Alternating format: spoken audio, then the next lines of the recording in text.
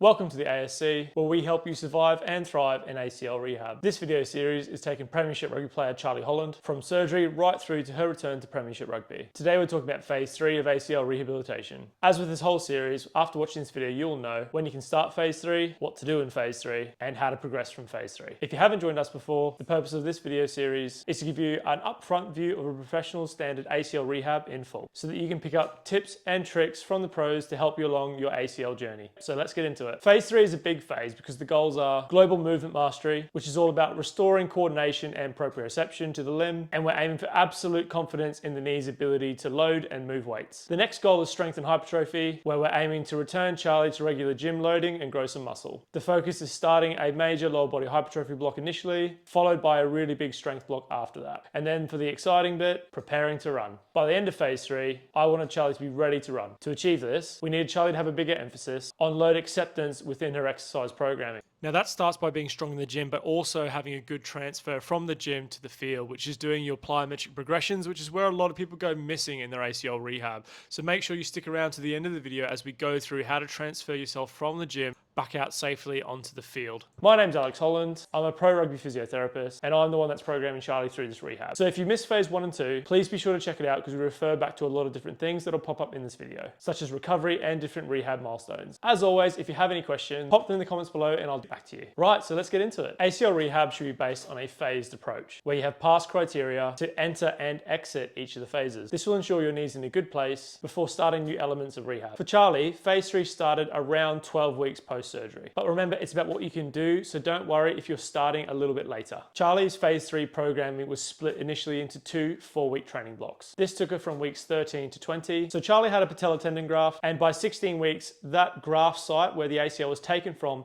has really started to heal nicely by this stage. And the new ACL that was inserted into the knee has become more integrated and stable. And by the 16-week mark, Charlie was able to tolerate more knee over toe squats, which before 16 weeks was irritating her patella tendon. And by 16 weeks, we started knee extensions with blood flow restriction. At this point, ACL rehab starts to transition to that performance-based approach. This means performance criteria starts to take center stage, and it really starts to become about what you can do, how strong you are, and how well you're moving. So when can you start phase 3? First, let's talk daily testing. Charlie needed to display these criteria consistently to get into phase 3. A pain score of 1 out of 10 or less across a 24-hour picture, because by having a 1 out of 10, she was tolerating her rehab, she could tolerate an increase in her load. As a reminder, it's okay if the knee gets a bit more aggravated directly after exercise. We want to see it returning to that 1 out of 10 baseline within an hour of exercise. So next up, we've got swelling. We're looking for that consistent 1 out of 3 on the sweep test. If you want to know how to do the sweep test, go check out our phase 2 video. I'll link it here. A 1 out of 3 on this sweep test suggests that we're really on top of that swelling in the knee, and therefore Charlie could then tolerate a change in her program. Just remember, it's normal to have fluctuations within your swelling and that sweep test, especially after loading in the day. What we're looking for is consistency with the fluctuations. So if we've tried something a bit different and you get a little bit more swelling, that would make sense. What we don't want to see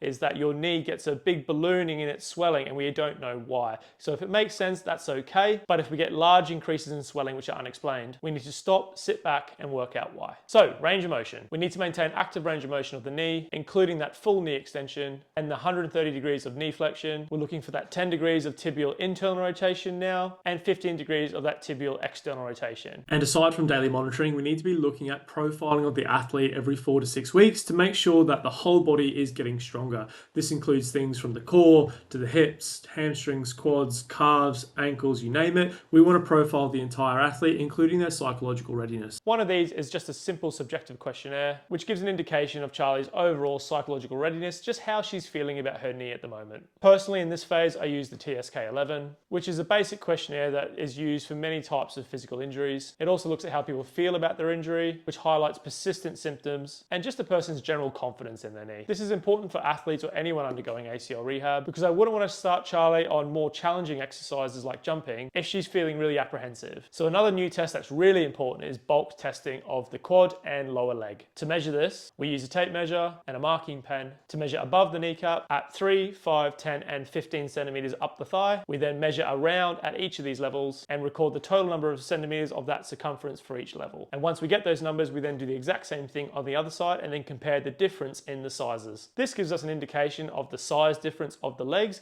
and tells us how much more hypertrophy work we need to do to get both legs the same size. I would be checking every 3 to 4 weeks. So now we're moving on to movement proficiency testing. So to progress to phase 3, we want to see that Charlie is able to perform a double leg squat with perfect form to 90 degrees, and then see if we can start to add weight. Up next, we've got single leg squat to box. Charlie needs to perform 10 single leg squats to a 90-degree height with good control of her hip, knee, and ankle. We also need her to be able to perform a bodyweight single leg RDL with good control of the hips and trunk. We also want her to be able to perform calf raises with full range of motion and an added 10% of body weight for 10 reps. We want to see 1 minute of toe taps for 1 set. Toe taps are a measure of dynamic ankle stiffness, which is an important precursor for running because the ankle needs to be able to absorb some of those running forces. As well as an assessment, toe taps are a great exercise to do in the gym to prepare the athlete for returning to run. Next up, the strength markers. 5 rep max squats. To enter phase 3, we want to see a 5 rep max at 1 times body weight at 90 degrees. Because Charlie weighed 73 kilos, we agreed that her pass would be 5 reps, 75 kilos. Really good form.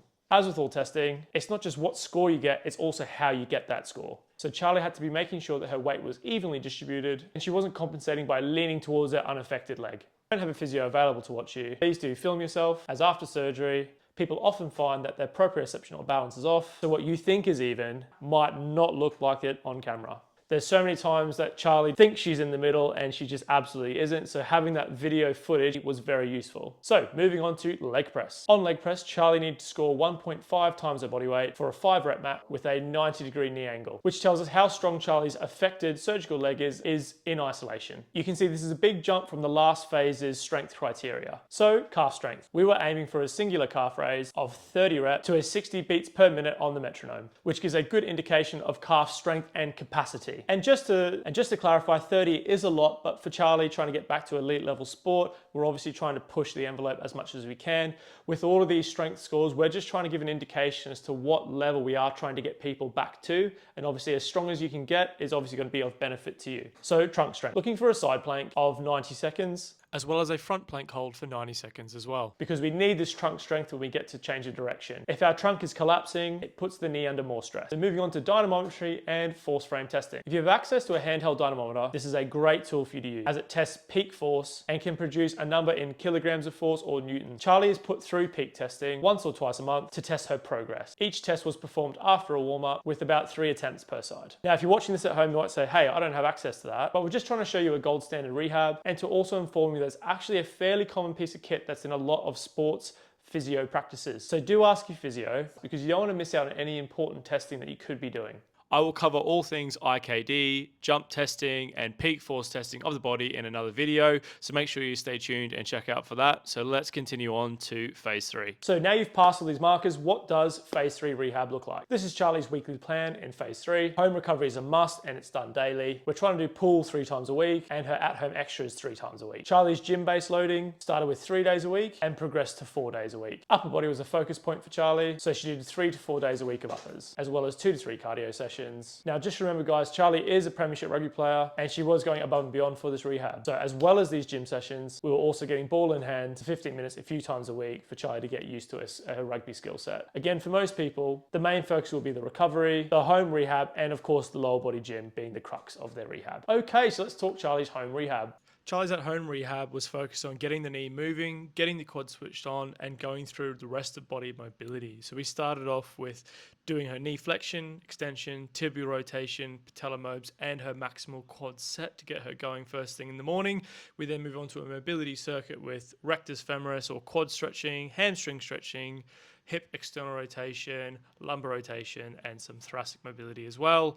And then from here, she would go on to her foot exercises with her toe doming, blackboard exercises, and her ankle inversion eversions. It's important to do these sorts of exercises in an environment where you're not rushing because they are important, but they probably shouldn't be taking up the bulk of your time in the gym. So pool rehab. This was the most important part, in my opinion, of Charlie's rehab in phase 3. It's where she had her first introduction to jumping and running, and it's where I encourage most people to intro this as well. Because jumping after ACL rehab is scary. You have to do things quickly, and on land you don't get many practice reps because the more reps you do, the more stress on the knee. So this is why the pool is great. You have to jump in a safe environment where you weigh less and there's less force going through your knee. And when you're learning to jump, you're learning to build confidence in that knee, in that safe environment, which I think of as hundreds of free reps and allowing your brain to adapt to doing things again. And make sure to check out our pool video in full here. After that video, Charlie then progressed on to more advanced exercises in the pool. such as running mechanics and jumping. In this first video, Charlie's doing an A walk where she's driving the knee up and then pushing down, hammering down into the floor, hitting the middle of her foot. This is just basic walking that we then switch into a march or skip, where we're just starting to drive down to the ground, switching those knees past each other forcefully.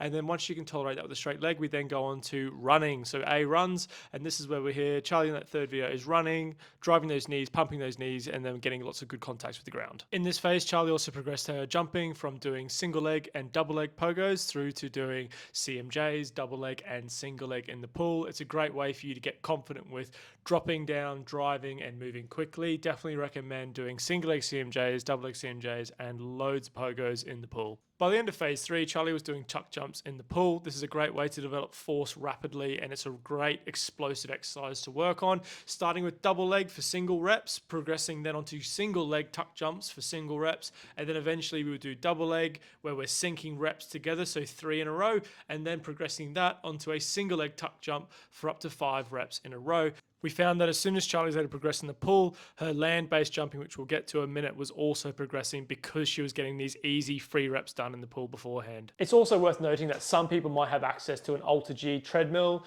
which de-weights your body and allows you to get back to running earlier. It allows you to do all these same exercises in a de-weighted environment. This is fantastic, but it is an expensive piece of kit that not many people have access to, even in professional sport. For example, at Charlie's previous club, she had access to an Alter-G, which was fantastic, but where she is now, we didn't have access to one, so we had to get a little bit more inventive, and I actually found that by being in the pool, we had loads of extra benefits, like that water pressure, like getting extra reps, getting in a different environment, and of course, in the pool, you can move laterally, so there's loads of different pros and cons for each. Now moving on to Charlie's gym-based rehab, which we ran a anterior-posterior split, so mostly anterior exercises on the Monday and the Thursday, and then mostly posterior or like glutes, hamstrings, and calves on the Tuesday and the Friday, and did plyometrics primarily on the Monday and the Thursday as well, but moving to a third plyometric day at the back end of phase 3. All of Charlie's rehab would start off with doing her basic knee exercise that she would do at home, so a knee flexion extension, tibial rotations,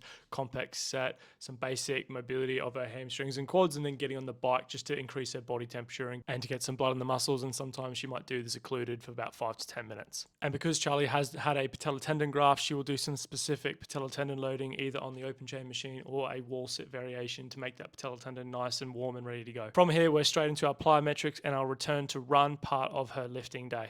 A little bit more prep work for the ankles, so going into our toe taps, which we talked about earlier in the video, getting through a couple sets of this, as well as some calf isometric holds to make sure the Achilles and the ankle are prepped for jumping and mechanics. Go straight into a triple extension work where we're focusing on the hips, knees, and the ankles being locked out. This isn't very taxing on the knee, so you can get through some really good work, and it really translates well to upright running on the field. So Charlie would go through different wall exercise variations or walking exercise variations to work on challenging her balance, challenging her ability to lock out her knee and be nice and strong in these running positions. And without getting too far ahead of ourselves, she would eventually go into a switch variations as seen here, but we would go through more pogo and other banded bridging exercises before this, but just to show you, we would progress through this continuum with walking mechanics into switches, and I would expect Charlie to get through all of these progressions before we take the field for any running at all. After marching, Charlie progresses onto her reactive exercises. This is different pogo variations, double leg, single leg, lazy, stiff. This is just when she's looking to get springy around the knee and the ankle, not going into too much knee flexion. It's easy to get carried away and do too many reps here. I only want Charlie to do about 50 to 60 quality rep, but this is why we do loads of work in the pool, so that any reps we do on land, it's crisp, she's getting good quality out of doing the exercise. I would always do what I want to do on land in the pool beforehand. So if I'm wanting to progress to single leg pogo, she's done a bunch of these in the pool before she does them on land. To help the transition, exercises like banded pogos are a great way just to help players go from the pool onto land and just getting them confident, so you can go with a heavy blue band and then progress all the way down to a lighter red or black band. And then the remaining reps of the session are on her landing and deceleration work for change of direction later down the line. So this starts off with things like a box jump or a snap down, because we're getting into those deeper knee positions. We're loading into those deeper knee positions, which is generally a bit more stressful for the knee. So we start off with like snap downs and box jumps early on in phase 3, and then progressing on to harder exercises. From here, we can also have a progression onto horizontal jumping. A nice way to start that is box or staircase jumping, where we go up a couple different progressions of box heights. This is nice because you don't have to fall very far, as in you're not getting much impact on the knee. You can do double leg and then progress onto single leg and then sync these together. We then want to practice the deceleration and landing. So a double leg step down for 5 centimeter box, increasing to 10 centimeters, 15, etc. As long as we've got good form, good control, and there's no pain, we can use these as progressions to work on our deceleration and our landing. Once Charlie was able to put both of these together, so that's the jumping and the landing in phase 3, we're then able just to go on to more generic but really important jumping exercises like double leg CMJ, single leg CMJ, and then going on to double leg drop jumps and then single leg drop jumps. We wanted to make sure that Charlie had the ability to do these before she could return to run. The final part of the plyometric and return to run session was conditioning the calves, which we would use sled or soleus press exercises to get the soleus and the calf working hard, developing that conditioning required for efficient running. After finishing plyos on a Monday and Thursday, Charlie would go into our anterior body lift. These had a heavy strength focus with a bit of a hypertrophy finisher. The session's A1 lift was a box back squat to 90 degrees. This was for 5 sets with a 4-second eccentric. Throughout phase 3, we eventually went from box to just a normal back squat without a box. Charlie's goal at the end of phase 3 was to get to a 1.3 to 1.4 times her body weight on squat, as this is one of our outcome measures that we want to pass. After squat, she's into a spicy superset of a split squat variation. We would use barbell or Hatfield for 4 sets of 8 reps with a 3-second eccentric, and this would be paired with an open chain quad at the end. So Charlie would do her first set of 8 reps on each leg on the split squat, and then straight away walk over to the open chain machine, sit down, and then do 15 reps on her affected leg and on her unaffected leg. Once Charlie had got her size back in her quads, what I did here was I kept the same exercises but gave her more rest, and I did not superset the split squat and the open chain, but that was only once she got the size back in her legs. So we also did some other muscle groups on the Monday. So we did side sled to work on our lateral hip strength, and then we went into some core with doing a landmine rotation, hanging knee raises, and some hip flexor eccentric work just to round out the anterior day on the Monday. On Tuesday, she would then go into her posterior lift, which is more of a hamstrings, glutes, and calf focused day. This would have the same prep circuit that we've been through before. She would start off with hamstring isos, just trying to make sure that that hamstring on the medial sides, on the inside of her knee, is fired up. She's had previous hamstring graft with her first ACL surgery. Her major lift was a A1 GHD iso and raise. So what this is we started off with GHD isometrics at the start of the block, and then we progressed on to doing weighted raises. We're looking to get up to 40% of her body weight for 5 to 6 reps on the GHR raises. This is a really great proximal hamstring exercise as well as an isometric stimulus for the distal hamstring. I think these are fantastic for strengthening the hamstrings. After the glute ham raises, we then go on to a B stance RDL, 4 sets of 8 reps for a 3-second eccentric, and then paired that with a hamstring slide out for that eccentric stimulus. This started out with a double leg hamstring slide outs at the beginning of the block, progressing on to single leg hamstring slide outs. We also would swap this out for Nordic hamstring curls at different parts of the phase 3. The key here is to get really good medial recruitment of the hamstrings, which is important for deceleration of the knee, but also not neglecting the outside hamstrings with the GHD and the RDLs. On Monday, Charlie had already done decent calf loading, so we did some isometric calf only with a straight knee for more of a gastroc stimulus on the Tuesday, because Charlie had just done the sled on the Monday at the back end of the plyometric session. So this was done heavy, 4 sets of 10 seconds. And then to flesh out the program, she then goes on to a banded glute external rotation exercise, and then paired that with a Copenhagen plank for adductors. And then she also had another core exercise with a dead bug. Charlie would then have Wednesday off, and then on Thursday come back in and do her second anterior lift for the week. She would also have done plyometrics earlier in this session, so she's already prepped to go. This is where we went into a Bulgarian split squat, which is a nice hip and knee focus exercise for 4 sets of 8 reps. These came down to 4 reps by the end of phase 3. We made sure we had a 2 to 3 second eccentric with this. This is a really hard exercise. It was an A1 done on its own. From here, we then gave her a break and we did some single leg press. This is eccentric. So these were maximal eccentrics with 2 legs up, 1 leg down. We were looking to get massive stimulus here. So this exercise was done on its own. It was 5 sets of 5 reps with a 5-second eccentric. So this takes 25 seconds to get through the set, probably a bit longer. And this is to really get overload into that patella tendon because she's had the graft from there. We want to make sure that she's so ready to absorb force. The knee's really strong. She's getting good knee over toe when doing this. So she's not lying as flat on the leg press as she was when she first started doing this in phase 2. And she's up in a nice position, knees coming over toe, getting really good quad stimulus at a heavy weight that she would not be able to push up on her own. From here, Charlie went straight onto our open chain quad. Now we did loads of different rep ranges and styles of training for this. So for size, we started off with 4 sets of 20 reps with the open chain using occlusion, so with the Hytro shorts. This is 20 reps on, 30 seconds off, repeated 4 times. We also then took away the Hytro shorts and did more of a hypertrophy, but more of a strength focus, where we did just 4 sets of 15 reps without the occlusion, so she could push a bit heavier.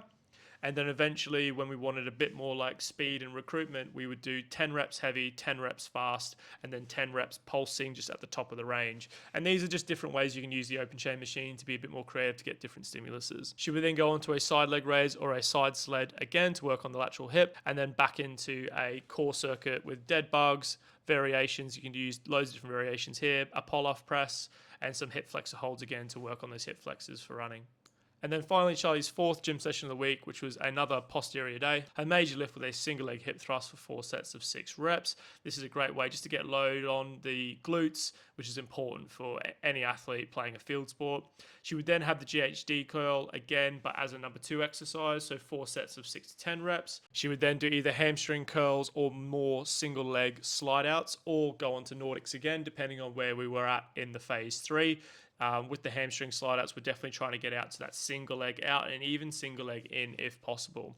These were then paired with a double leg soleus press or a calf raise variation, either bent leg or straight leg, just depending on where we are in phase 3 for 3 sets of 10 to 12 reps. And then we're into clams. So those external rotators, still really important. We're doing the eccentrics, 3 sets of 5 reps. And then after this, Charlie went on to a core finisher. So guys, make sure that you don't take this as a recipe. This is just an indication of what Charlie has been completing during her phase 3. Here's the programs that she completed at the back end of this phase. Okay, onto upper body. It was a massive focus for Charlie in her ACL rehab, wanting to get a new lifetime PB on bench.